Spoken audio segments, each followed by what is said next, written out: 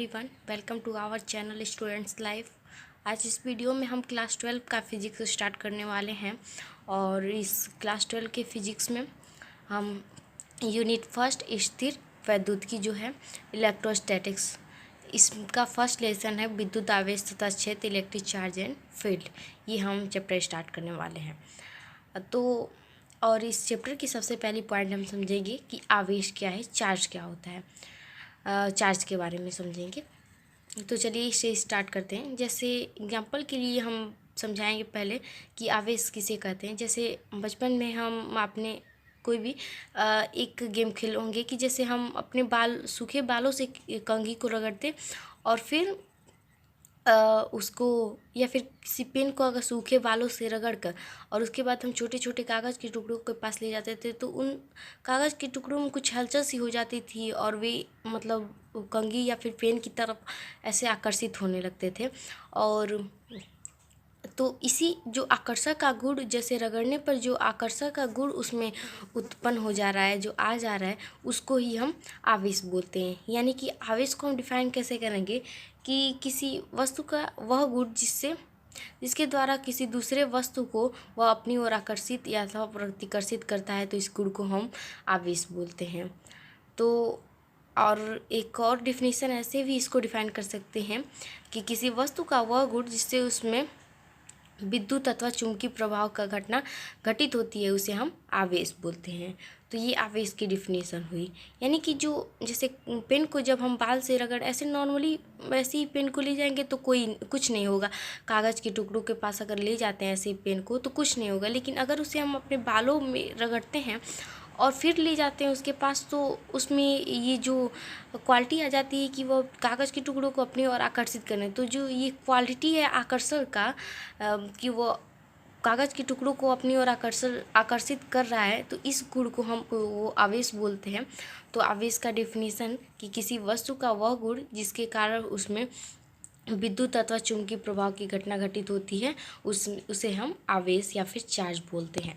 तो आवेश तो आपका क्लियर हो गया होगा। अब आवेश में एक पॉइंट हम समझते हैं कि आवेश एक अदिश राशि होती है। आवेश जो होता है वो अदिश राशि होती है। अदिश राशि यानी कि इसके लिए डायरेक्शन की कोई ज़रूरत नहीं पड़ती है, केवल मैग्नीट्यूड होता है।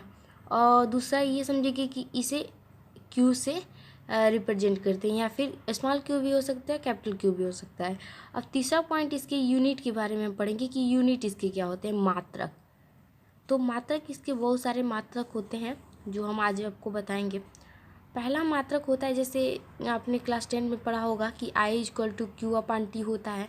यहाँ से क्यू को मतलब हम निकाले तो क्यू बराबर आई टी, ऐसे ये फार्मूला हुआ। अब ये आई जो है वो धारा है, तो इसका मात्रक एम्पियर होता है, आपने पढ़ा होगा। अब जो टी है वो समय है, इसका मात्रक सेकेंड होता है। तो इसका एक ये मात्रक बना एम्पियर इंटू सेकेंड, और इसी को हम कूलाम बोलते हैं, कूलाम। और ये दोनों एमकेएस सिस्टम में होते हैं, एमकेएस सिस्टम में होते हैं, एम्पियर इंटू सेकेंड और कूलाम, ये एमकेएस सिस्टम में इसके यूनिट होते हैं। अब दूसरा ये है, दूसरा होता है ईएसयू, और इसी को हम फ्रैंकलिन भी होता है, फ्रैंकलिन। ये दोनों सीजीएस सिस्टम में होता है, सीजीएस। ये होता है इलेक्ट्रोस्टैट यूनिट। और ये और दो मात्रक इसके और होते हैं, जो होता है ईएमयू, और ये एक और होता है फैराडे। ये दो और इसके मात्रक होते हैं, ये कोई भी सिस्टम में नहीं होते हैं। तो ये इसके इतने यूनिट हुए, एमकेएस में ये, सीजीएस में ये, और ये कोई सिस्टम में नहीं होते हैं, ऐसे ईएमयू और फैराडे। और कभी कभी ये क्वेश्चन होता है इस पर कि इन सभी मात्रकों में से सबसे बड़ा मात्रक कौन है। तो ये आप याद रखें कि सबसे बड़ा मात्रक जो होता है, सबसे बड़ा मात्रक वो होता है फैराडे। और एक फैराडे बराबर होता है 96,400 कूलाम। और सबसे छोटा मात्रक, ये क्वेश्चन पूछता भी है कभी कभी, सबसे छोटा मात्रक जो होता है वो होता है ईएसयू। तो ये क्वेश्चन कभी कभी छोटे बन जाते हैं ऑब्जेक्टिव टाइप में, तो इन्हें याद रखना चाहिए। तो ये है सबसे बड़ा मात्रक और ये छोटा मात्रक। तो आपको आवेश क्या होता है ये आपको क्लियर हुआ। अब हम नेक्स्ट पॉइंट पढ़ेंगे कि आवेशित कैसे, आवेशित मतलब करना कैसे, कैसे आवेश किसी वस्तु पर उत्पन्न होता है, इसको हम पढ़ेंगे। तो किसी भी वस्तु को आवेशित करने के 3 मेथड होते हैं। तो आवेशित करना पढ़ेंगे। तो आवेशित करने के 3 मेथड होते हैं। पहला मेथड होता है घर्षण द्वारा, घर्षण द्वारा। दूसरा होता है चालन द्वारा और तीसरा होता है प्रेरण द्वारा। तो ये 3 मेथड है आवेशित करने की किसी वस्तु को। तो हम एक एक करके इन तीनों को समझेंगे। सबसे पहले समझेंगे घर्षण द्वारा कैसे आवेशन होता है, कैसे किसी वस्तु को घर्षण द्वारा हम आवेशित करते हैं। तो जैसा कि अभी बताया कि आवेशन की 3 विधियाँ होती हैं। तो घर्षण, चालन और प्रेरण द्वारा आवेशन होता है। उनमें से हम पहली जो मेथड है घर्षण द्वारा आवेशन, इसको समझेंगे पहले, चार्जिंग बाय फ्रिक्शन। तो इसको समझने के, जैसे मान लीजिए 2 वस्तु हैं। सबसे पहले केमिस्ट्री में एक पॉइंट समझे कि आप पढ़े होंगे कि कोई भी मतलब वस्तु है वह अणु से मिलकर बने, छोटे छोटे अणुओं से मिलकर बनी होती है और छोटे छोटे परमाणुओं से मिलकर, ऐसे कुछ पढ़ा होगा। अब हम परमाणु को लेकर चलते हैं। जैसे क्लास 11 में हमने एक चैप्टर पढ़ा होगा कि परमाणु संरचना। उसमें आपको पढ़ाया गया होगा कि कोई भी परमाणु जो होता है उसमें एक न्यूक्लियस यानी कि नाभिक होता है और उसके चारों तरफ कक्षाएं होती हैं। ऐसे कक्षाएं होती हैं परमाणु में, ठीक है। तो एटम में ऐसे होता है। और जो नाभिक होता है इसमें न्यूट्रॉन होते हैं और प्रोटॉन होते हैं।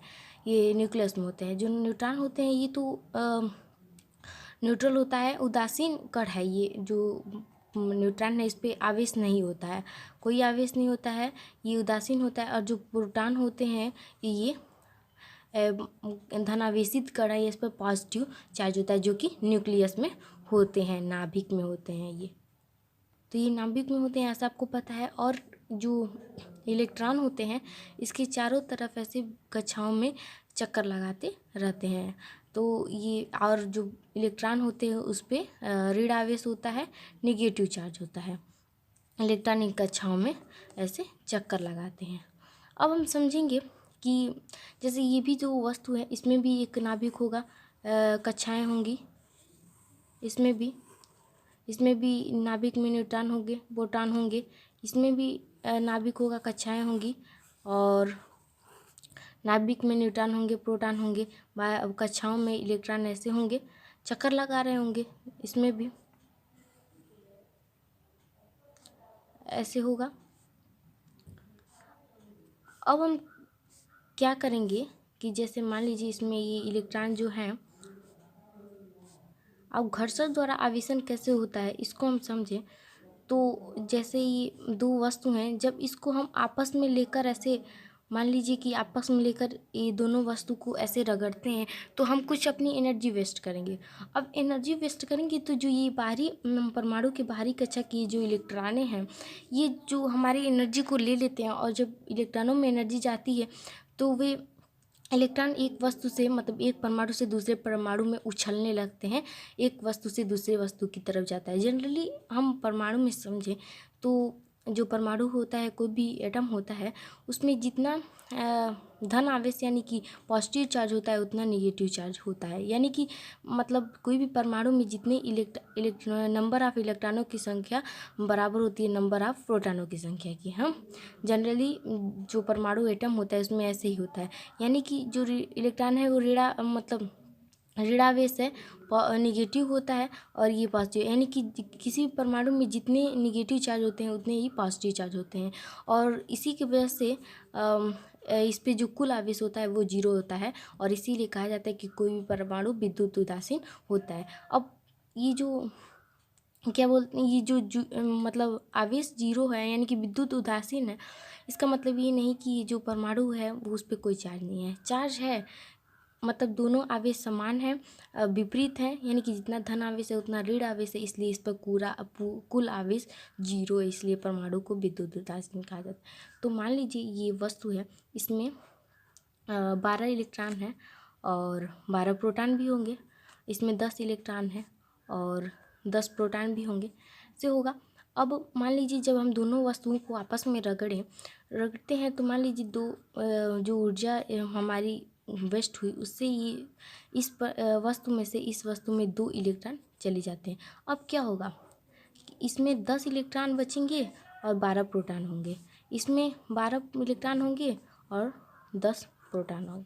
अब यहाँ पे डिसबैलेंस क्रिएट होता है, जैसे मान लीजिए यहाँ पे तो सेम जितना इलेक्ट्रॉन उतना प्रोटॉन है, यहाँ पे जितना इलेक्ट्रॉन उतना प्रोटॉन, लेकिन यहाँ पे 10 इलेक्ट्रॉन और 12 प्रोटॉन, 2 प्रोटॉन अधिक हुई, यानी कि 2 प्रोटॉन तो पॉजिटिव चार्ज होता है इस पर, यानी कि मतलब धनावेश इस पर, मतलब 2 पॉजिटिव चार्ज इस पर हुए और इसमें इलेक्ट्रॉन 2 अधिक हुई। हाँ, इसमें से इलेक्ट्रॉन गई तो इसमें 2 अधिक इलेक्ट्रॉन हुए, यानी कि 2 ऋणावेश आया। हाँ, तो अब क्या होगा, इसे मतलब क्या मतलब निकलता है कि जो परमाणु इलेक्ट्रॉन को देता है उसमें इलेक्ट्रॉनों की कमी होती है और उस पर धन आवेश आता है, यानी कि पॉजिटिव चार्ज आता है, और जो परमाणु इलेक्ट्रॉन को लेता है उस पर इलेक्ट्रॉनों की अधिकता होती है और उस पर ऋणावेश होता है, इसलिए ये धनावेशित हो जाएगी पॉजिटिव, और ये ऋणावेशित हो जाएगी यानी कि निगेटिव। तो ये होता है।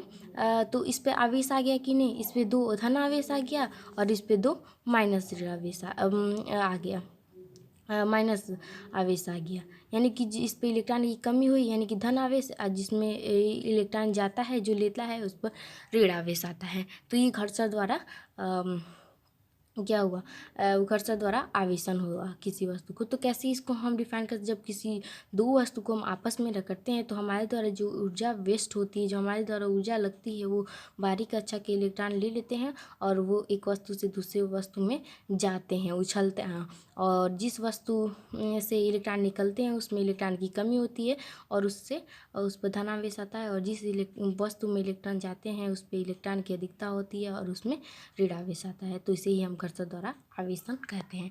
तो आई होप कि आपको ये घर्षण द्वारा आवेशन समझ में आया होगा। तो इस वीडियो को यहीं हम रोकेंगे और नेक्स्ट जब क्लास आएगी उसमें हम जो चालन द्वारा आवेशन यानी कि चार्जिंग बाय कंडक्शन और चार्जिंग बाय इंडक्शन, ये हम पढ़ेंगे नेक्स्ट वीडियो में।